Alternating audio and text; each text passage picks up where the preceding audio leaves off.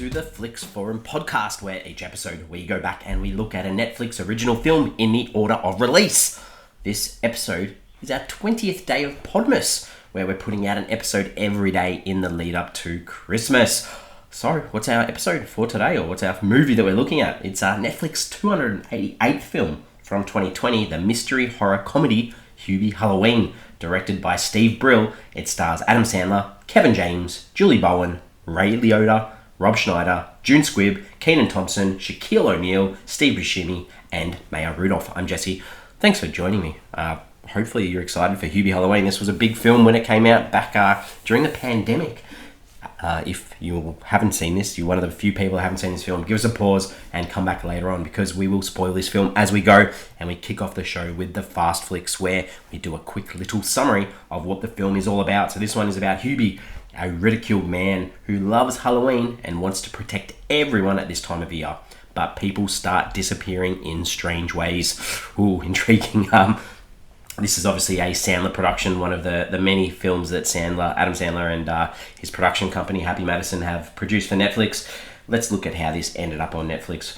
We go to production beginning on the 8th of July 2019 around Salem, Linfield, Hamilton, Marblehead, Danvers and other parts of Massachusetts, and it wrapped by September of 2019. As we see in a lot of these films, Adam Sandler's real-life daughters and wife appear in the film. The film does pay tribute to actor Cameron Boyce. He had starred alongside Sandler in the Grown Ups film series. He was set to feature in this film, but unfortunately passed away in July of 2019 from complications of epilepsy just days before shooting started.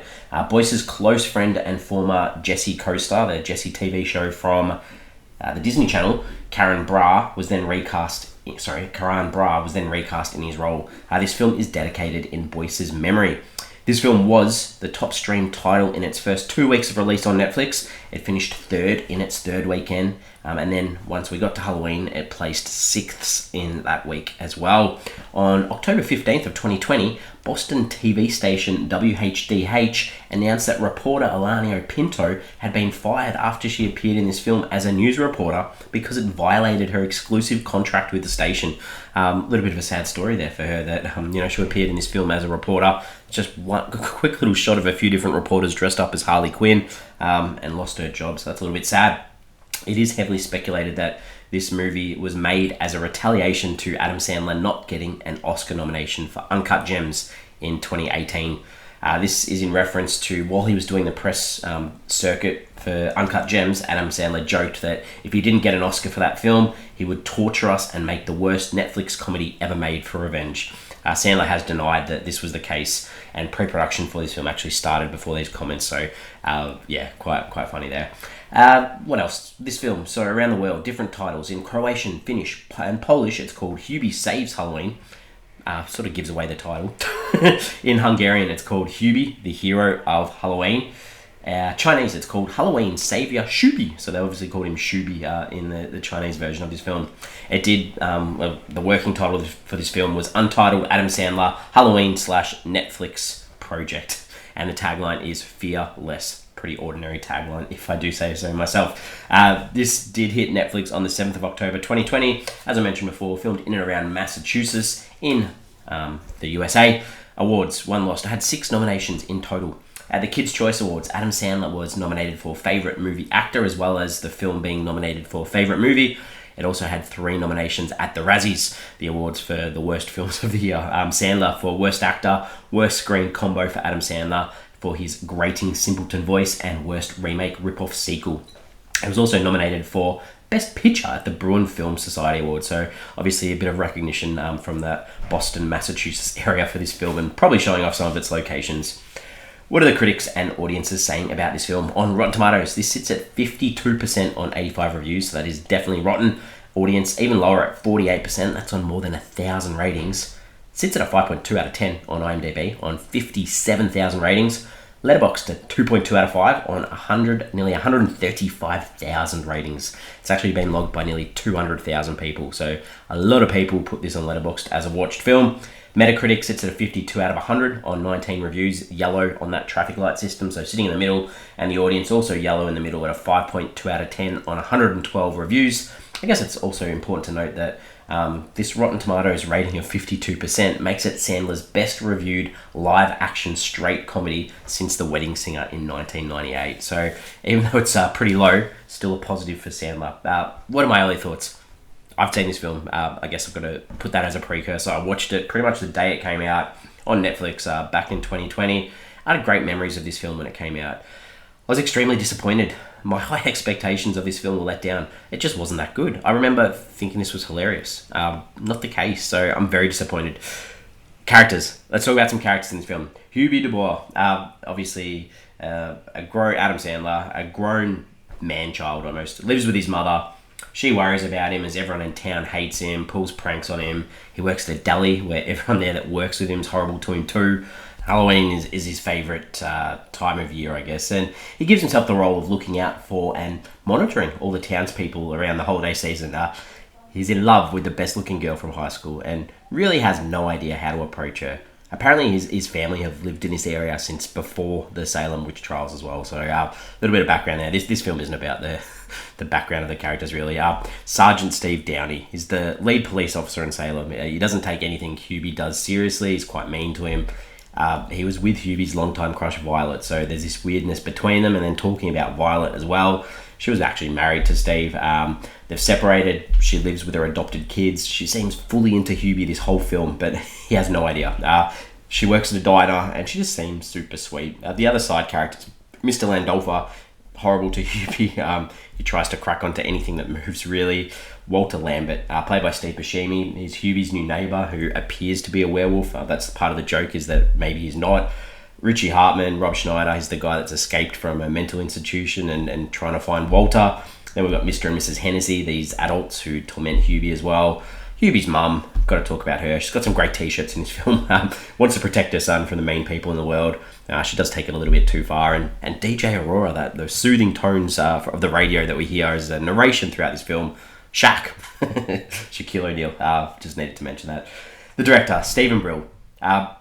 Lots and lots and lots of credits. Writer of the Mighty Duck films, Little Nicky, the Mighty Ducks Game Changer TV series from Disney+. He's got 15 directing credits, including Little Nicky, Without a Paddle. What else has he done? He's done Drillbit Taylor, a segment in that movie 43, as well as The Do-Over, Sandy Wexler. Adam Sandler's 100% fresh Netflix stand-up special as well. So a whole bunch of Netflix stuff that he's done as well. All right, what are some scenes that stood out in this one for me? I think the opening with Ben Stiller on the screen as a cameo, that was great. Reference back to one of the early Sandler films. And we've got the Monster Mash song playing. What a banger of a song. Love that song. Hubie has eggs thrown at him by the kids in the town. And then he sort of catches them and says, thanks for the free breakfast, Rocky Balboa style. And then he drinks them and vomits them straight back up. Quite funny. Reference to O'Doyle Rules. Love that. Violet, she's on the street. Hubie's riding his bike. He's distracted, just crashes his bike. That was funny. And then the kid's throwing, saying, eat some shit. And there's burning bags of poo and he falls off his bike again. Humorous. Good sort of ghost reference where there's this bed sheet hanging. And they're just urine stains on the bed sheet. That was funny. Hubie's mum's t-shirts. I mentioned these before, especially we got boner donor and her telling him it's a word for mistake and then him using that later. Her other t-shirts were I shaved my balls for this, or if you can read this, you're in fart range. Kayaking gets me wet. And then her friend has one too that says it's not going to lick itself. Funny t-shirts. I like those little inclusions. Hubie's at this funeral and he says to a lady, I love your wicked witch costume. And then, everyone's shocked because she's mourning. And then he says, my boner, in reference to him thinking it means mistake. Hubie presents to the school kids on Halloween about safety. And then they all just throw food at him. He deserved that. That was good. Lambert and Hartman together. They're at the cop shop at the end. And they're talking about, no one pees more than you. And then he pees his pants. Also funny. Things that I didn't like. I think, Hennessy's wife and husband, I didn't like any of their scenes. I didn't find their jokes about her not being sexually interested in him funny, especially the sucking on the fake fingers. Yeah, just not good. I guess really there's not a lot that I didn't like. It's just a lot of stuff didn't land. Themes, ideas in this one. That idea of an underdog, rising against bullies, rising against those who are mean. Don't bully people, stand up for yourself too. And that idea of a true hero, it's someone who's kind, never wanting revenge, or, just being kind to others as well. Showing bravery, being helpful, considerate, brave, those types of things. there's a little bit too about that idea of the boy who cried wolf. You know, if you annoy people too much and tell them the wrong things, when you actually need help, they're not going to believe you. That definitely plays a part in the plot of this film. What did I take away from this film? Richie Hartman, the escapee from the institution. There's like a scene where he's in a pig mask walking down the street and he's wearing Crocs. I literally have those Crocs, I think. I just thought that was funny. I liked that little pick up for me. Questions, ponderings, ideas, thoughts. This sort of performance from Sandler. I mean, he got away with this in the 90s. It was funny in the 90s. Is it okay for him still to be doing these performances today? I'm not 100% sold on it. I feel like, he's trying to prove himself and has done a lot of mature roles. I'm not sure this type of character is necessarily needed anymore. And the other thing too, Hubie's mum at the end of the film, she runs off. Like, does she come back? Does she face any consequences? Does she live out her years with Hubie? Who knows? Maybe they're leaving that for a sequel. I'm ready to wrap this up. We give the film a rating out of 5. There was still some laughs to be had. Obviously, there were some scenes that I enjoyed. But I do remember thinking this was absolutely hilarious, and it just wasn't. So I was really disappointed. And I'm probably going to have to drop I originally gave this film 4 out of 5 when I watched this originally, but I'm dropping it down to a 2, halving it. I just can't see how I gave this a 4 originally. MJ has seen this film. He's not here today. He gave this a 4, so it'll sort of bump it up to a 3 out of 5 for the Flix Forum average. But unfortunately, rewatch value for me wasn't fantastic on this. We have socials. We've got Instagram, Facebook, and X, formerly known as Twitter. The question I wanted to put out there for this episode is, were we supposed to be laughing laughing at or cheering for Hubie? What's it like? Are we supposed to laugh at him for his situations, or are we supposed to want him to succeed? A little bit not sure, and maybe that's a little bit about this type of character. Maybe Sandler shouldn't be doing these types of characters anymore. Apologies that I wasn't a big fan on this one on the rewatch. We're back tomorrow. We're getting so close to Christmas. Tomorrow we've got an international film. It's the 2020 Indian Hindi language rom-com Ginny Weds Sunny. It's directed by Puneet Khanna and stars Yami Gautam and Vikram Massey. That's all we've got tomorrow. Get on board, give it a watch. I'll see you tomorrow. Thanks as always.